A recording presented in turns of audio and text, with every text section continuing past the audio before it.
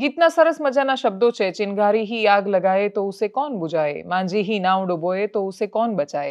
બસ આ પ્રકારની જ પરિસ્થિતિ રાજ્યમાં થાય કે જે શિક્ષક જેણે નીતિના, કાયદાના, પ્રશાસન કેવી રીતે કામ કરે છે એના પાઠ બાળકોને આપવાના હોય, એ જ જો એજન્ટ બનીને લોકોને લૂંટવામાં લાગી જાય તો પછી થઈ ગયું ને કલ્યાણ। નમસ્કાર, આપની સાથે હું દેવાંશી।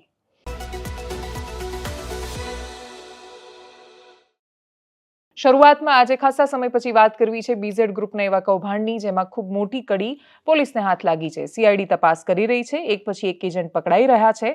પણ આ વખતે અરવલ્લીની શાળામાં જે થયું એ દ્રશ્ય કદાચ શાળાના બાળકોના ભાગમાં નહોતું આવવું જોઈતું। અરવલ્લીનો મેઘરજ તાલુકો, મેઘરજની ભેમાપુર પ્રાથમિક શાળા। ભેમાપુર પ્રાથમિક શાળામાં ભણાવતા એક શિક્ષક, જેમનું નામ વીડી પટેલ, એજન્ટ તરીકે કામ કરે છે। આખા જિલ્લાને ખબર, શાળામાં ભણતા બાળકોના મા બાપને પણ ખબર કે અમારા સાહેબ છે તો કરોડપતિ છે, કેમ કે એજન્ટ તરીકે કામ કરીને એક પછી એક માણસોને લાલચ આપીને સ્કીમમાં વારંવાર સરસ વળતર મળશે એવું રોકાણ કરાવ્યું છે એમણે। પણ એનો કોઈ જ પાયો કે દસ્તાવેજ કે ડોક્યુમેન્ટ્સ કે પરવાનગીઓ કશું છે નહીં એમની પાસે। એટલે બધાને ખબર કે સાહેબ એજન્ટ છે, બધાને ખબર કે સાહેબ કરોડપતિ છે। કોઈને એ નહોતી ખબર કે પોલીસ એક દિવસ આવશે, દરવાજા ખટખટાવશે અને ચાલુ શાળામાંથી શિક્ષકને લઈને જશે। આજે એ પ્રકારના દ્રશ્યો અરવલ્લીમાંથી સામે આવ્યા। વીડી પટેલની ધરપકડ કરવામાં આવી છે। બીઝેડમાં અત્યાર સુધીમાં 150 કરોડ રૂપિયા ચાઉ કરી ગયા છે બીઝેડ, એવી સીઆઈડી ક્રાઇમ બ્રાન્ચે એફિડેવિટ કોર્ટમાં કરી છે, જ્યાં ભૂપેન્દ્રસિંહ ઝાલાએ જામીન અરજી કરી હતી। 1 મહિના ઉપરાંત સમયથી વારંવાર જામીન અરજીઓ છતાં પણ એક પછી એક ગુના દાખલ થઈ રહ્યા છે, નવા નવા કેસ થઈ રહ્યા છે, પરંતુ બીઝેડને કોઈ રાહતના સમાચાર હજી સુધી સામે નથી આવ્યા। અને એમાંય જ્યારે મુખ્ય એજન્ટ એક પછી એક પકડાતા જાય અને એ લોકો નામ લેતા જાય, ત્યારે આ કેસ બીઝેડ માટે વધારે ને વધારે પેચીદો બનતો જઈ રહ્યો છે। પોલીસે શું કહ્યું આ કિસ્સામાં, સાંભળીએ। देखिए, जैसे हमने बीजेड के केस में लगातार हम जो है जो एजेंट्स हैं उनकी हम जो है पूछताछ और उनका रोल हम क्लियर करने की कोशिश कर रहे हैं। तो इसी उसमें जो है ये विनोद पटेल करके हैं। तो ये विनोद पटेल जो है ये मोडासा में के हैं और ये जो है जो प्राथमिक शाला है उसमें शिक्षक हैं।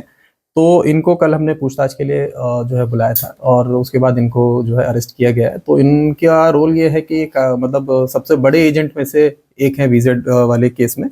तो इन्होंने लगभग 70 करोड़ जैसा जो है वो मतलब 70 करोड़ रुपया जो है वो मतलब इन्वेस्ट करवाया था स्कीम में, और लगभग 1300 लोगों से इन्होंने जो है मतलब इन्वेस्ट कराया था। तो ये सबसे बड़े एजेंट में से एक है। तो इनका रोल जो है इसमें आया है, तो इसलिए इनकी धरपकड़ की गई है। कितना कमीशन मिला है उसको? देखिए, जैसे मैंने बताया कि अलग अलग लेवल पे जितने आप ऐड करते रहते हैं तो उसमें उसके हिसाब से मिलता रहता है कमीशन। तो लगभग 1 करोड़ से ज्यादा की अभी मतलब प्राथमिक तौर पे बात निकल के आ रही है कि 1 करोड़ से ज्यादा का कमीशन इन्होंने लिया था। जी, जैसे कि खुद एक टीचर है, तो इन्होंने जो है जो इनका जो मेन जो इनका नेटवर्क था वो टीचर्स में ही था। इसलिए जो शुरू में ये सबसे पुराने, खुद भी इन्होंने जब रोकन किया था तो सबसे पुराने जुड़े हुए लोगों में से भी यही हैं, इसीलिए सबसे बड़े एजेंट भी बने। और ज़्यादातर लोग जो इन्होंने जो वहाँ से मोडासा से मतलब जिनको लालच दिया है वो टीचर्स ही हैं। उसके अलावा जब ये स्कीम फैल गई तो टीचर्स के अलावा भी लोगों ने जो है इसमें पैसा लगाया। રાજ્યના ગૃહ વિભાગ અને પોલીસની વાત કરી રહ્યા છીએ, તો આજે એક એવા ડાયલોગની વાત કરવી છે, એક એવા શબ્દની અથવા વાક્યની વાત કરવી છે જે ગૃહમંત્રી ઘણીવાર કહેતા હોય છે। ગૃહમંત્રી જ્યારે કોઈ પણ ઘટનામાં પોલીસ આકરા પગલાં લે અથવા પોલીસ જ્યારે વરઘોડા કાઢે આરોપીઓના અને જે આવનારા સમયમાં અપરાધીઓ સાબિત થવાની સંભાવના હોય છે એના, ત્યારે ગૃહમંત્રી કહેતા હોય છે કે કાયદામાં રહેશો તો ફાયદામાં રહેશો। વાત તો બહુ જ સાચી છે, પણ એ વાત જો સમાન રીતે રાજ્યમાં લાગુ ન થાય તો એક વાક્ય કે જે આદર્શ સ્વરૂપે ચરિતાર્થ થવું જોઈએ અને દરેક પોલીસવાળાના મનમાં એક આખી ટેગલાઇન ફિટ થવી જવી જોઈએ કે કાયદામાં રહેશો તો ફાયદામાં રહેશો, એ વાક્યને ડાયલોગની જેમ રાજનેતાઓ બોલવા માંડે। બ્રિજરાજ સિંહ સોલંકી એક કાર્યક્રમ કરી રહ્યા હતા, કોળી સમાજનો એક કાર્યક્રમ। જસદણના વીંછિયામાં એક વ્યક્તિ એ ફરિયાદ કરવા જાય, એની ફરિયાદ ન સંભળાય, એની હત્યા થઈ જાય અને પછી પોલીસના કર્મચારીઓની આજુબાજુ એમના પર એટલું બધું દબાણ ઊભું થાય કે એક ટોળું ભેગું થઈને જાય પોલીસ સ્ટેશન પર એ જોવા માટે કે અચ્છા આરોપીઓનો તો વરઘોડો નીકળવાનો છે। એક ખોટો સંદેશ પોલીસ પાસેથી વરઘોડાની અપેક્ષા, અને પછી કાયદો અને વ્યવસ્થાની પરિસ્થિતિ એટલી સંવેદનશીલ બની જાય કે પોલીસે ટીયર ગેસના સેલ છોડવા પડે, એવા દ્રશ્યો એ ગુજરાતમાં જોવા મળે અને કોળી સમાજને સતત એવું લાગે કે એમને ન્યાય નથી મળી રહ્યો। એ ન્યાય ન મળવાની લાગણી એ સાચી કે ખોટી એક આખો અલગ વિષય બની જાય જ્યારે એ વાત આંદોલનમાં પરિવર્તિત થઈ જાય. આવું જ કશું થયું અને પછી બ્રિજરાજ સોલંકીએ ગૃહમંત્રી હર્ષ સંઘવી પર, ગુજરાત રાજ્યની પોલીસ પર ખૂબ આકરા પ્રયોગ કર્યા અને આપણે જે પેલું કહીએ છીએ ને કે મેરી બિલ્લી મેરે સે મ્યાઉ, એ પ્રકારની જ પરિસ્થિતિ થઈ. બ્રિજરાજ સોલંકીએ હર્ષ સંઘવીને કહ્યું કે કાયદામાં રહેશો તો ફાયદામાં રહેશો. સાંભળીએ એમને. મીડિયાની સમક્ષ આજે હું કહેવા માંગુ છું કે જો વિછિયામાં જે કોળી સમાજ ઉપર દમન થયો છે, માં બેટી અને બહેન ઉપર જે લાઠીચાર્જ કરવામાં આવ્યો છે, 100 કોળી સમાજના યુવાનો ઉપર 307 જેવી કલમો નાખવામાં આવી છે, ત્યારે જો આ કોળી સમાજના યુવાનોને છોડવામાં નહીં આવે તો આજે હું જાહેર મંચ ઉપરથી કહેવા માંગુ છું કે આવનારા દિવસોમાં આ કોળી સમાજ ગુજરાત બંધનું એલાન કરશે અને સમગ્ર ગુજરાતનો કોળી સમાજ વિછિયાની અંદર આવીને સમાજને ન્યાય અપાવવાની હાકલ કરશે. મિત્રો, સમગ્ર ગુજરાતની અંદર કોળી સમાજ ઉપર અન્યાય અને અત્યાચાર થાય છે. કોળી સમાજની મા બહેનો ઉપર લાઠીચાર્જો થાય છે. હમણાં જ વિછિયાની અંદર આપણે સૌએ જોયું કે કોળી સમાજના નિર્દોષ 100 લોકો ઉપર પોલીસ તંત્ર દ્વારા 307 કલમનો ઉપયોગ કરવામાં આવ્યો, ખોટી રીતના ફરિયાદ કરવામાં આવી. આજે અહીંયા પોલીસ તંત્ર ઉપસ્થિત છે, એમણે સેવાઓ પૂરી પાડી છે, એમની માટે એકવાર જોરદાર તાળીઓના ગડગડાટ સાથે વધાવી લઈએ.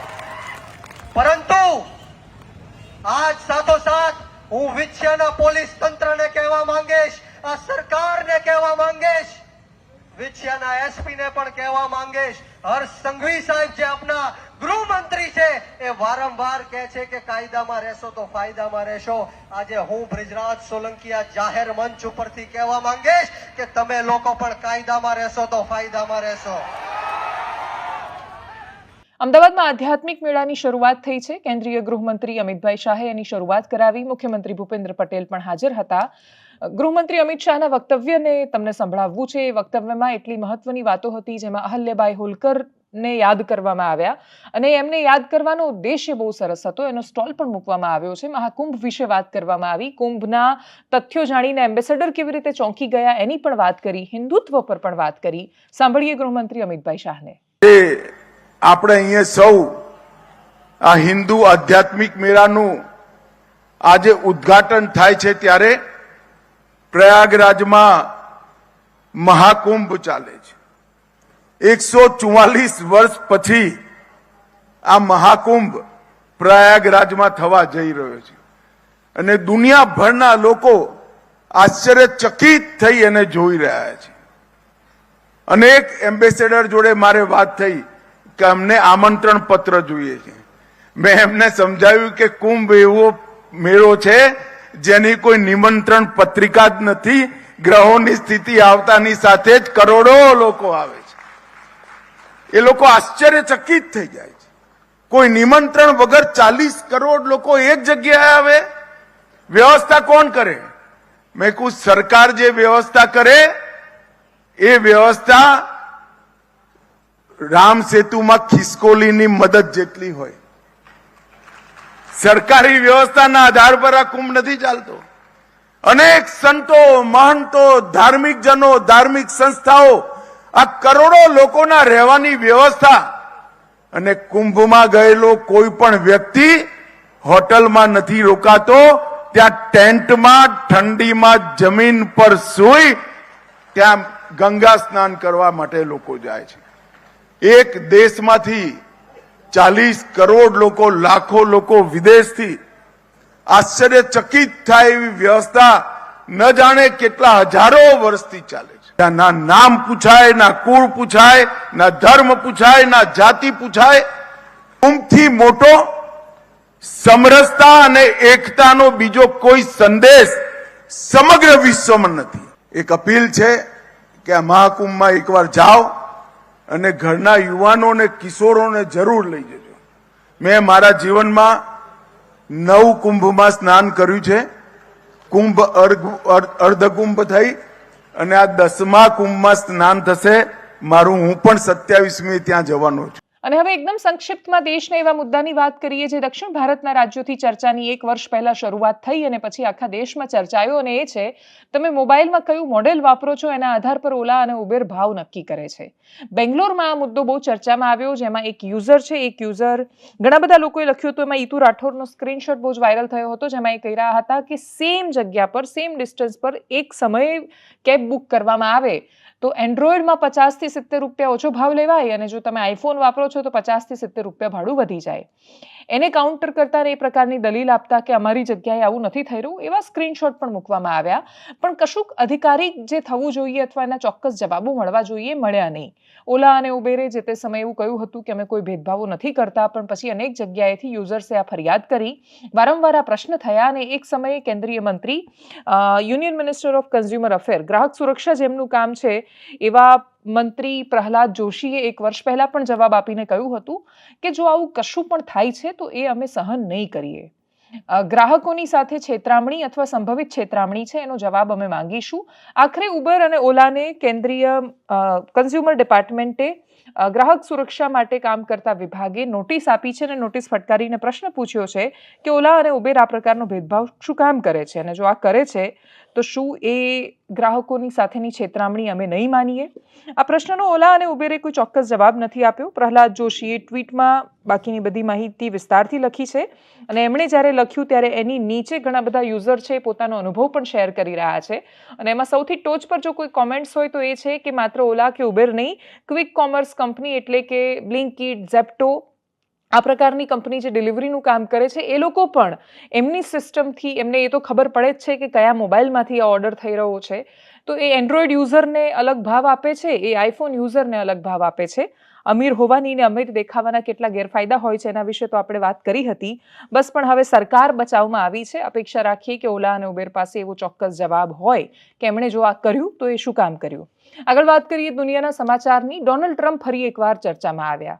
એટલે એ ચર્ચામાં સતત રહેવાના છે, કેમ કે એક પછી એક નિર્ણયો એવા લઈ રહ્યા છે.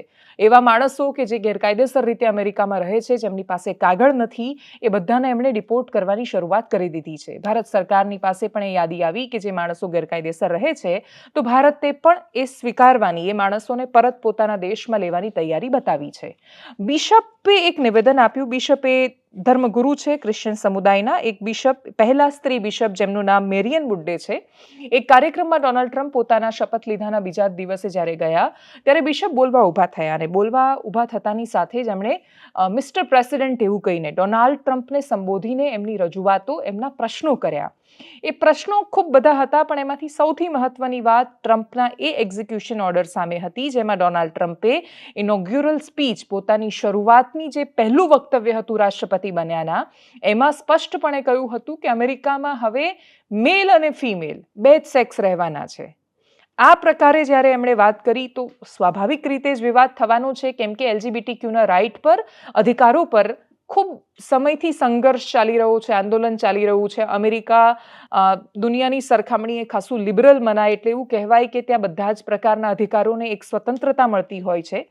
એવા સમયમાં ડોનાલ્ડ ટ્રમ્પનું આખું કેમ્પેન આ વાતની અને આ દિશાને સ્પષ્ટ કરતું હતું. એમનો એક ઓર્ડર, એની સામે બિશપે કહ્યું, બિશપે જે કહ્યું એ પ્રાથમિક દ્રષ્ટિએ તમને બહુ જ સાચું અને સંવેદનશીલ લાગે એમ છે, પણ છતાંય આ ઘટનાની બીજી બાજુ પણ જોવા જેવી છે. સૌથી પહેલા બિશપે શું કહ્યું એને સમજીએ. એમણે કહ્યું કે હું ભગવાનના નામ પર તમને ગુહાર લગાવું છું કે આપણા દેશના એ લોકો પર દયા કરો જે લોકો ગણતાંત્રિક, લોકતાંત્રિક અને આઝાદ પરિવારોમાં જન્મે છે, જે હોમોસેક્સ્યુઅલ, લેસ્બિયન કે ટ્રાન્સજેન્ડર કે એ કોઈ પણ હોઈ શકે છે, ને એમાંથી ઘણાને ડર લાગે છે, એમાંથી ઘણાને પોતાના જીવ પર ખતરો લાગી રહ્યો છે. એમણે આગળ જતા એવા પ્રવાસીઓની પણ વાત કરી. એમણે કહ્યું કે ગેરકાયદેસર રીતે જેમની પાસે કાગળ ન હોય, પૂરતા ડોક્યુમેન્ટ્સ ન હોય, અને અમેરિકામાં રહેતા હોય, એવો દરેક માણસ અપરાધી જ છે એ રીતે જોવાનો એ દ્રષ્ટિકોણ પણ બદલવામાં આવે, એ વાત એ ડોનાલ્ડ ટ્રમ્પની સામે કરી રહ્યા હતા, આંખોમાં આંખો નાખીને કરી રહ્યા હતા, અને એટલે જ બિશપ ખૂબ ચર્ચામાં છે. એલજીબીટીક્યુના અધિકાર વિશે હવે વાત કરવી છે. LGBTQIA+ આ રીતે એને લખવામાં આવે છે અમેરિકામાં. એલનો મતલબ લેસ્બિયન, જીનો મતલબ ગે, બીનો મતલબ બાયસેક્સ્યુઅલ, ટીનો મતલબ ટ્રાન્સજેન્ડર, ક્યુનો મતલબ ક્વીર, આઈનો મતલબ ઇન્ટરસેક્સ, એનો મતલબ એસેક્સ્યુઅલ અને પ્લસ એટલે લગાવવામાં આવ્યું છે કે આના સિવાયની પણ કોઈ ઓળખ કોઈ વ્યક્તિ પોતાના માટે એની લાગણી ધરાવે છે તો એ પણ ઓળખ લખી શકે છે. ડોનાલ્ડ ટ્રમ્પના પ્રશાસન તરફથી જે સ્પષ્ટતા આપવામાં આવી અને ઓર્ડરમાં જે લખેલું છે વધારે સ્પષ્ટ લખેલું છે. એ જે સમજાઈ રહ્યું છે એટલે કે જો કોઈ ગે છે તો એ ગેરબંધારણીય થઈ જશે અથવા કોઈ લેસ્બિયન છે તો એ પોતે સ્ત્રી સાથેના સંબંધો નહીં રાખી શકે, એ વાતને ઉદ્દેશીને નથી લખવામાં આવ્યું. એમાં બહુ સ્પષ્ટતા સાથે એ જે લખાણ છે એમાં સેક્સ શબ્દ વાપરવામાં આવ્યો છે. સેક્સનો મતલબ એ હોય છે કે તમે જન્મ્યા ત્યારે સેક્સના ખાનામાં મેલ કે ફિમેલ એવું લખાય છે. એ જન્મતાની સાથે તમારા જનનાંગો કયા પ્રકારના છે એના આધાર પર ડૉક્ટર નક્કી કરે છે કે તમારા ઘરે દીકરો જન્મ્યો છે કે દીકરી જન્મી છે. એ દીકરો કે દીકરી, એ છોકરો કે છોકરી એ જ્યારે યુવાન થાય છે એ ત્યારે એ કઈ લાગણી અનુભવે છે, એમના હોર્મોન્સ કયા પ્રકારના સિક્રેટ થાય છે, એ આગળ જવાનો વિષય હોય છે. પણ જન્મતાની સાથે જે ઓળખ નક્કી થાય એને સેક્સ તરીકે ઓળખવામાં આવે છે અને એટલે જ જન્મના પ્રમાણપત્રમાં બે જ વસ્તુ હોય છે, સેક્સમાં મેલ અને ફિમેલ. આ સેક્સ મેલ અને ફિમેલની ડોનાલ્ડ ટ્રમ્પ વાત કરી રહ્યા છે અને ઓર્ડર પણ એ સંદર્ભે લેવામાં આવ્યો છે. એટલા માટે એ મહત્વનું હતું કેમ કે અમેરિકામાં સેક્સ અને જેન્ડરમાં બહુ જ મોટું કન્ફ્યુઝન ઊભું થયું. એ માત્ર અમેરિકામાં નહીં, આખી દુનિયામાં એની અસર થઈ. અમેરિકા એક એવો દેશ છે કે ત્યાં થતી બધી જ વાતોની આજે નહીં તો કાલે આખી દુનિયા પર અસર થતી હોય છે. એટલે અમેરિકાથી જેની શરૂઆત થઈ એની અસર આખી દુનિયા પર થઈ. આ એલજીબીટીક્યુના અધિકારો લઈ લેવાની વાત નહોતી, પણ પ્રશ્ન એ થયો કે જો બાઇડનના પ્રશાસનમાં ઘણા બધા નિર્ણયો એવા લેવામાં આવ્યા જેમાં મેડિકલ ઇન્સ્યોરન્સમાં એ બધી જ સર્જરી પણ ઉમેરવામાં આવી કે કોઈ વ્યક્તિ જે પુરુષ છે એને પોતે સ્ત્રી હોવાનું લાગે છે, એને એવું લાગે છે કે એ સ્ત્રી છે, બસ ભલે એનું શરીર પુરુષનું છે, એણે જો પોતાનું ઓપરેશન કરાવવું છે, જનનાંગોનું ઓપરેશન કરાવવું છે તો એ મેડિકલ ઇન્સ્યોરન્સમાં એની સુવિધા ઉમેરવામાં આવી. ઉપરથી એની અંદર ઘણી બધી સહાયતાઓ પણ એડ કરવામાં આવી. એક આખી ઇન્ડસ્ટ્રી છે, કોસ્મેટિક સર્જરી કરતી ઇન્ડસ્ટ્રી, એને આની અંદર ખૂબ બધા પૈસા મળવા માંડ્યા. ઘણા બધા લોકોએ આરોપ લગાવ્યો અમેરિકાની વસ્તીમાં મોટાભાગના 92% અમેરિકાની પોપ્યુલેશન વસ્તી એની પાસે હેલ્થ ઇન્સ્યોરન્સ છે અને એ હેલ્થ ઇન્સ્યોરન્સમાં જ્યારે સરકાર પણ ઘણી બધી સબસિડીઝ આપે છે, કંપની પણ એનો ફાયદો ઉઠાવી રહી છે, ત્યારે આ આખી વાત એને માહોલની જેમ ફેલાવવામાં આવી કે એ પ્રશ્ન થયો કે પાછલા 10 વર્ષોમાં અચાનક જ અનેક માણસો કેમ પોતાને લેસ્બિયન કે ગે કે ટ્રાન્સજેન્ડર તરીકે ઓળખાવવા માંડ્યા. આટલા વર્ષોથી દેશમાં કશું જ એવું નહોતું અને અચાનક એવો વાયરો શું ફેલાયો કે સ્કૂલમાંથી આવીને 10મા 11મામાં ભણતા એટલે ખૂબ નાની ઉંમરના બાળકો પણ પોતાના લેસ્બિયન કે ગે હોવાની વાત કરવા માંડ્યા છે, પોતાના અધિકારો પર વાત કરવા માંડ્યા છે. ઘણી બધી શાળાઓ એવી હતી કે જેમાં ડોનાલ્ડ ટ્રમ્પ જેના માટે એ શબ્દ વાપરે છે કે રેડિકલ જેન્ડર આઈડિયોલોજી ફેલાવવામાં આવી. રેડિકલ જેન્ડર આઈડિયોલોજીમાં એ પ્રકારના નિયમો લાવવામાં આવ્યા અનેક રાજ્યોમાં કે એક વ્યક્તિ જે પુરુષ છે પણ એ પોતાને સ્ત્રી ગણાવે છે, એ વ્યક્તિ સ્ત્રીઓના વોશરૂમ યુઝ કરી શકે. એ વ્યક્તિ દેખાય તો પુરુષ છે, એ પોતે કદાચ સ્ત્રી હોવાની લાગણી અનુભવતો હોય, પરંતુ એ જ્યારે પુરુષ દેખાય છે અને એ જ્યારે સ્ત્રીના વોશરૂમમાં જાય છે, સ્ત્રીઓની સ્પર્ધામાં ઉતરે છે, ત્યારે સમસ્યાઓ થાય છે. આની સૌથી વધારે ચર્ચા ઓલિમ્પિકમાં થઈ. ઓલિમ્પિકના એક ખેલાડી ઇમાન ખલી જે અલ્જેરિયામાંથી આવતા હતા, એ છોકરીઓની સામે લડ્યા બોક્સિંગમાં. એ જ્યારે છોકરીઓની કેટેગરીમાં ઇમાન ખલી લડ્યા અને પછી આગળ જતા એના બાયોલોજિકલ રિપોર્ટ આવ્યા અને જેમાં બહુ સ્પષ્ટ થયું કે એ ટેસ્ટિકલ સાથે જન્મ્યા છે, યુટરસ સાથે નથી જન્મ્યા. અને એટલે જ ગર્ભાશય સાથે ન જન્મેલો માણસ એ પોતે જન્મ્યો પુરુષ છે, બસ ખાલી હું સ્ત્રી છું એવું ફીલ થાય છે એવું કહીને ઓલિમ્પિકમાં એ છોકરીઓ સામે લડ્યા કે જે છોકરીઓ એની સામે ન ટકી શકી. ઓલિમ્પિકમાં એ વ્યક્તિ જીત્યો પણ ખરો અને પછી જ્યારે રિપોર્ટ આવ્યા ત્યારે ખૂબ વિવાદો થયા. એ વિવાદ એ અમેરિકાની ચૂંટણીનો મુખ્ય હિસ્સો હતા. ડોનાલ્ડ ટ્રમ્પની ઘણી બધી એવી વાતો છે કે જે ટીકાને આધીન છે. ઘણી બધી વાતો એવી છે કે જે આવનારા સમયમાં દુનિયાની આબોહવા પર, પર્યાવરણ પર શું અસરો કરશે એના વિશે કહેવું બહુ વહેલું છે. પણ એ ચોક્કસ છે કે એ બહુ સારી કે સાચી દિશા નથી જેમાં ડોનાલ્ડ ટ્રમ્પ અમેરિકાને આબોહવા અને પર્યાવરણના સંદર્ભે લઈ જવા માંગે છે. પણ એલજીબીટીક્યુમાં જે પ્રશ્ન થયો છે એ આખી દુનિયામાં પ્રશ્ન છે. આ વિમન્સ રાઇટનો સવાલ છે. એટલે કાં તો સ્ત્રીઓના અધિકારોની સુરક્ષા થાય એમ છે અને કાં તો અમેરિકાએ જે દ્રષ્ટિકોણથી આખી આ વાતને અંદર રોપી દીધી બંધારણમાં, ઘણા બધા રાજ્યોએ એના પર અમલ કર્યો, એ સ્ત્રીઓની વાત કરી શકે એમ છે. આ બંનેના ક્લેશમાં જે સમસ્યાઓ થઈ એ અમેરિકામાં સામાન્ય થઈ ગઈ હતી. છોકરીઓના વોશરૂમમાં જ્યારે એક છોકરો આવી જાય ત્યારે છોકરીઓ કમ્ફર્ટેબલ નથી રહેતી. અને આ સવાલ ખાલી વોશરૂમનો નહોતો, સ્ત્રીઓને મળતા દરેક અધિકારોનો હતો, જેની અંદર પોતે સ્ત્રી હોવાનું ફીલ કરતા ઘણા બધા પુરુષો પણ હતા. અને રમતગમત જેવા ક્ષેત્રમાં અથવા એવા ક્ષેત્રમાં કે જ્યાં શારીરિક મર્યાદાઓ ખાસ જોવામાં આવે છે, ત્યાં આ બધું છે એ વાંધા ઊભા કરતું હતું.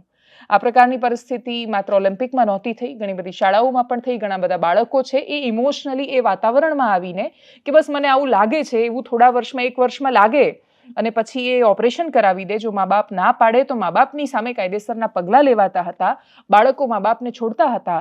બધું ઓપરેશન ને બધી પ્રોસેસ થઈ જાય એના પછી એવા કિસ્સાઓ સામે આવ્યા કે જેમાં ઓપરેશન થઈ ગયા પછી છોકરીએ કહ્યું કે હું તો 4 વર્ષથી આ વાતાવરણમાં કે પ્રભાવમાં હતી એટલે મારાથી ખોટો નિર્ણય લેવાઈ ગયો. એ ખોટા નિર્ણયનો કોઈ યુ ટર્ન નથી હોતો. અને એટલા જ માટે ડોનાલ્ડ ટ્રમ્પ પ્રશાસનનો આ નિર્ણય અમેરિકાની રાજનીતિમાં ગમે તેટલા પ્રશ્નો ઊભા કરાવે, બિશપે જે આ વાતને વેગ આપ્યો છે એટલે ફરી એકવાર એ ચર્ચાનો મુદ્દો બન્યો છે. પણ આ નિર્ણય કઠોર હોવા છતાં પણ જરૂરી એટલે હતો કે વિમન્સ રાઇટ અને એલજીબીટીક્યુના આ પ્રકારના રાઇટ્સ એક સાથે ચાલી શકે એમ નથી. આવનારા સમયમાં વિશ્વ આને કેવી રીતે અપનાવે છે એના પર નજર રહેશે. એનાલિસિસમાં અત્યારે બસ આટલું. જો આપ અમને યુટ્યુબ પર જોઈ રહ્યા છો તો સબસ્ક્રાઇબ કરો, ફેસબુક પર જોઈ રહ્યા છો તો ફોલો કરો, અમારા વિડીયોને શેર કરો. અને સૌથી મહત્વની વાત જે દરેક એનાલિસિસના અંતે કહેવામાં આવે છે એવી અપેક્ષા સાથે કે એક દિવસ ફરક પડશે, અને એ છે કે આપણે ઘેટાની નાગરિક છીએ અને નાગરિક હોવાનું પ્રમાણ એ છે કે આપણે એ બધા જ કર્તવ્યો નિભાવીશું જે આપણા હિસ્સામાં આવે છે. રસ્તા પર કચરો ન ફેંકવાથી માંડીને, પ્લાસ્ટિકનો વપરાશ ઓછો કરવાથી માંડીને, હેલ્મેટ પહેરવાથી માંડીને એ બધા જ કામો આપણે કરતા થઈએ અને આપણા બાળકોને પણ એ દિશામાં દોરીએ એવી અપેક્ષા સાથે. નમસ્કાર.